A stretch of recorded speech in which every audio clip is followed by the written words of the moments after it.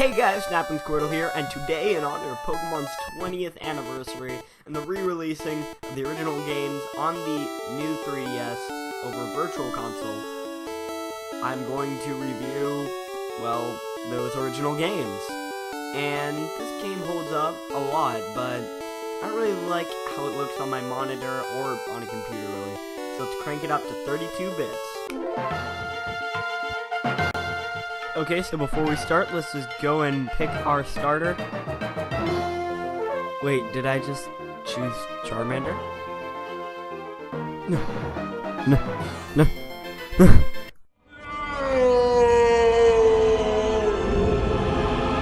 Well, since I'm too lazy to re-record this, or by that I mean find footage with a Squirtle starter instead of a Charmander starter, because I lost all my footage for everything in this video, because I'm an idiot, I am just going to live with it and continue on with the review. So, let's just get right into it.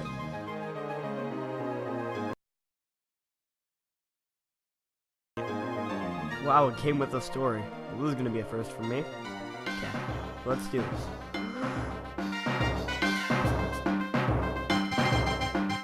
Okay, so in this game you play as a child of an unstable single mom who hates you enough to let you go off and explore the country and let your balls be fondled by a local old man who has a little bit of romance with her in the anime. And so you go and slave small monsters into tiny balls and fight over other tiny ball monsters whose owners are hikers, lasses, swimmers, and fashionable young boys who have top-notch rattatas. And they're the gym leaders who are the town's, well, monarchy, really. And then they keep the town in order, etc., etc. Then once you beat all the gym leaders, you get all their gym badges, which you get once you beat them. Then you go into the Elite Four and become the champion of the Pocket Morty League. Beside that, there are two more characters that I haven't mentioned yet. First, Gary Oak. In this game, Gary, or Blue as most people would like to call him, he is your rival, and he deserves to go die in a hole, just like his goddamn Gyarados, because he is a little jerk who should go and rot in the 7 circles of hell for all of eternity. And then there's Mom. She's just your mom. That's about it. But also, on a side note, what you need to do while you are on this mission to become the ultimate champion of everything in the universe, you also have to defeat an evil organization led by one of the gym leaders.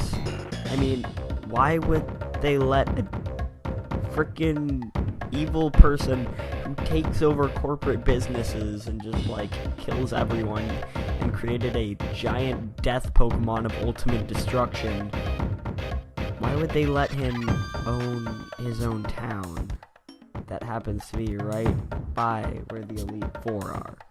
That just doesn't make much sense now, doesn't it? Given the rest of them are complete imbeciles.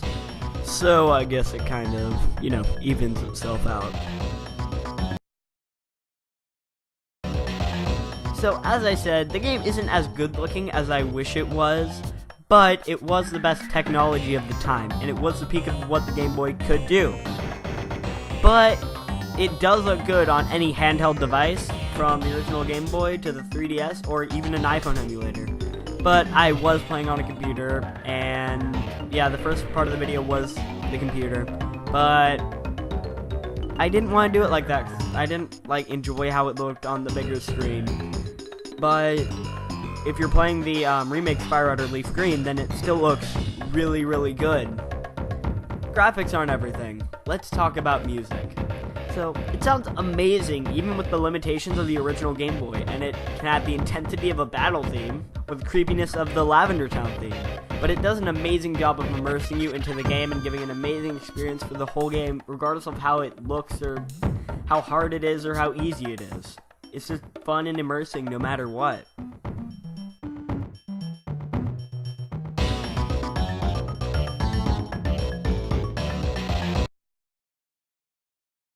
Okay, so in my eyes, the gameplay of this game is split up into two different categories. The overworld, where you explore, etc., and progress in the game.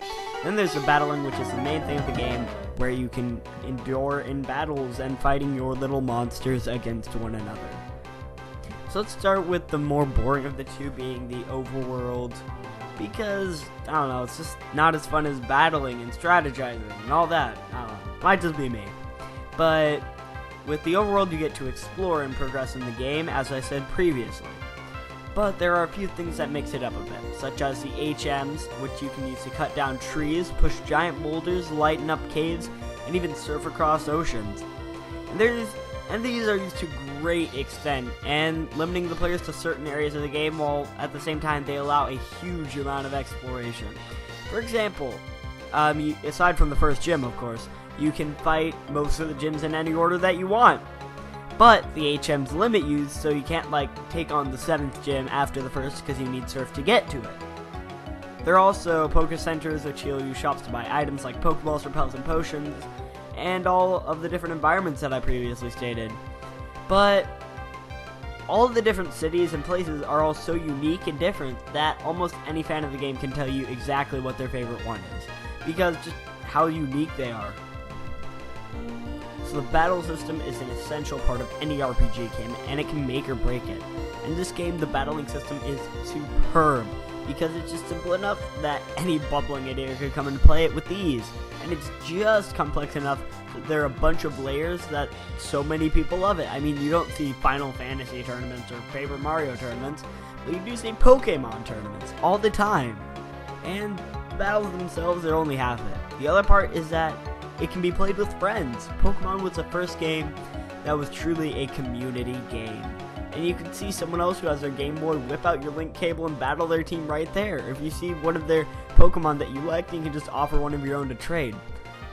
But now with the Virtual Console port, Nintendo realized that they needed to get more with the times. So what they did, they allowed online battling and trading, which is an amazing thing. So, say me and good old Wombo Gamer wanted to trade. I hit him up just like, yo, how about you give me that Hitmonchan? And he'd be all like, hell nah. And I'd say, I'll stab you, and plus I'll give you a Charizard, because Charizard is overrated. Then he'd say, KK fam. Then boom, I'd have me a Hitmonchan. Which then I would say to Milk Biscuits half number 1, yo, wanna battle? And then he'd say, yo, sure. And then I'd beat the living crap out of him with my Hitmonchan. And so yeah, that's basically all about the gameplay, because all of that made sense. But I don't really know how to end this section, so here's a picture that the guy I beat the crap out of made, because it's fabulous.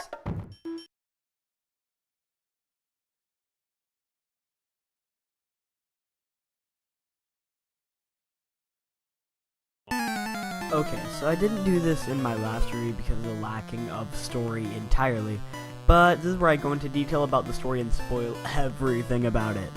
So if you haven't clicked on, if you don't want to be spoiled on the game, then here you go. So you get a starter, etc, etc. You get your first few badges until you get to Celadon City, and then you go into the casino and find the Team Rocket hideout that you've defeated a few rockets before, but now you found their base of operations. And you get to the end of it and fight the boss of the place, Giovanni, and you keep on pursuing the rockets, and it takes you to Lavender Town, where they murdered a Pokemon and forced its frightened child to wear the skull of its mother. I mean, seriously, that is pretty screwed up. But you see the ghost and save their hostage from the graveyard. I don't even know by this one. Just so you know that it isn't making me sound terrible, but this is the literal truth of the game. But yeah, you just have to take my word for it. This is literally what happens in the game. But after that, you find the Silphico building, and then there again, there is the rockets. And Giovanni has more hostages who are scientists who have developed the Master Ball that can capture any Pokemon instantly, no matter what. But that's the last time you have to deal with the rockets until you get to the last gym, which is run by Giovanni. Because they found it smart to give him his own town. Because, yeah, whatever. You beat him for the final time, and a few years later he commits suicide while wearing a fedora. But then you go and beat the Elite Four, so you beat Lance and final Elite Four member. And then he says, you are the person who's the best. Oh lol, nope, Gary beat you to it, jerk. And then you have to beat him, and then the old guy from the beginning, who happens to be Gary's grandfather, roasts him and takes you to the Pokemon Hall of Fame instead of him. But wait, there's more. You can go into the cave beside Cerulean City and catch the ultimate Pokemon, Mewtwo. And if you're used to Master Ball before, then you're basically screwed and you can't catch it. but I am showing me catching an Articuno with a Pokeball, because I'm just that cool. But you won't have a chance to catch him, most likely, but yeah. That's basically the entire game summarized into like one paragraph, because I am that fabulous. But now to my overall thoughts of this game. So Pokemon Red and Blue are amazing games in my opinion, and they still hold up to this day. And just some personal background, this is my first Pokemon game, and it's what got me really into Nintendo, and kind of expanded my horizons to video games in general. But it's actually my overall favorite Pokemon game. Even though it has many flaws and it's not the best Pokemon game, I like it the most. But I think I want to keep this short, so all of that aside, with all of its flaws, I think it gets an 8 out of 10. Onward to the end card. Hello all, and welcome to the wonderful world of End Card, where you get to hear my soothing, moderately quiet voice, because I don't want to wake anyone up and I was editing late at night. And I do all of these End Cards post-production, because I am just smart that way. But this is End Card, where you can click for my gaming playlist, subscribe, or just listen to me talk, because I'm just that fabulous. This was my review. It was a while in the making, mostly because I kept losing files and stuff, but also I have another big Pokemon related project that I might get up. Also, actually no, not also, but I actually have 2 that I'm going to try and do, but I'm not sure that I can get those done and good. I don't know, but yeah, I don't want to get screamed at by anyone, so here's a picture of a Diglett, and then that's it.